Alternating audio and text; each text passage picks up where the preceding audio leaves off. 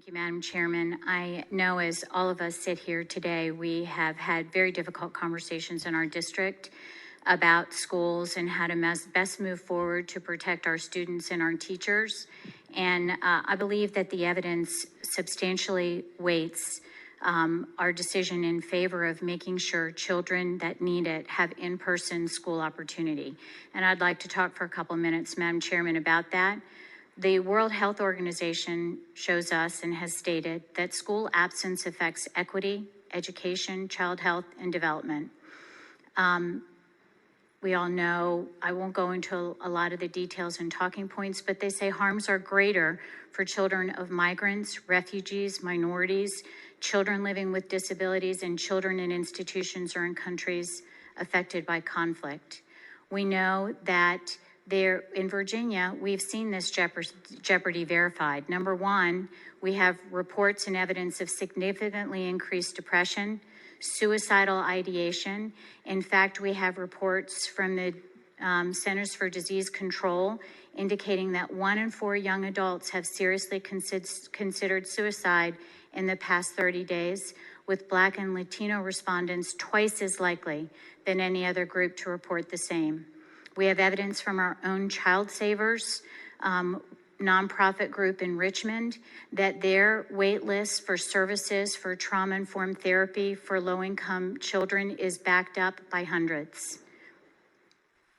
Additionally, we have good evidence from RAIN, Rape, Abuse, Incest National Network, that 67% of children that have identified perpetrators identified them as family members, and 79% lived with them, causing their president, Scott Berkowitz, to say, stay at home does not mean safe at home.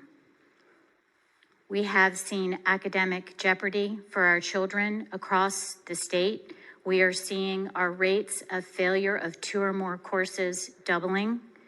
We are seeing failure to meet literacy benchmarks like reading on an appropriate grade level, failure to meet that doubling. Virtual education is a wonderful asset and absolutely necessary during this pandemic, but more is needed, and there are many children who do not have a home situation that can help them succeed and achieve, and may even have safety issues. So when we look at the evidence of what the risk is for children, and this is evidence that was addressed by the American Academy of Pediatrics last year, when they said, we must have in-person available because the jeopardy for children outside of school vastly outweighs the jeopardy for their risk of COVID in school. So if we look at all of this evidence, and you all have read the articles and you know that it's more than I'm even talking about at this time, what is the risk of COVID that we're protecting from? Well, the science that we have makes it very clear from multiple different studies that children have decreased infection, decreased severity of infection, and little or no vertical transmission. That means transmitting it to another age group like their teachers. And that's why in Virginia, we have seen virtually no outbreaks, despite the fact that childcare, where children and adults are interacting all the time, has been ongoing throughout the entire pandemic. And schools have been open not only in some districts in public school systems, but also in the private school systems without transmission, without outbreaks, and without jeopardy to the teachers, the parents, the children. In fact, as of today in Virginia, in the less than 20-year-old demographic, they make up for all 11 months only 14% of all cases, only 1.8% of hospitalizations, and thank God, only 0.15% of the deaths. So this is a serious illness. We all know that it is. We know that it's highly transmissible. In fact, I would present to you, staying at home is not significantly satisfactory in preventing transmission, because we all know many people who have been home and have contracted the virus. So for all of those reasons, it is clear to me, Madam Chairman, that not offering in-person schools is of serious jeopardy to our children. And as the state, as requested by the governor in March, closed the schools, I believe the school districts need some direction to help them get to the point where they will say they will open and they will find a safe way to do it. Those conversations have to happen, and they can happen in a collaborative way so that teachers are comfortable with the efforts that are made, but they must happen. So with that, Madam Chairman, I do have moms from, I know they've been trying to get on with your other bills, from all over the state.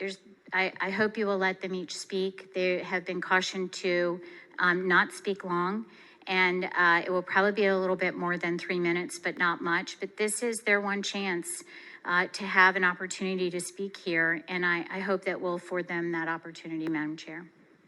I love hearing that we need to make this decision based on safety and welfare, as spoken by VEA when they spoke earlier, because it is unequivocal that the safety and welfare of our children is put in jeopardy by not having any in-person education. It is absolutely unequivocal.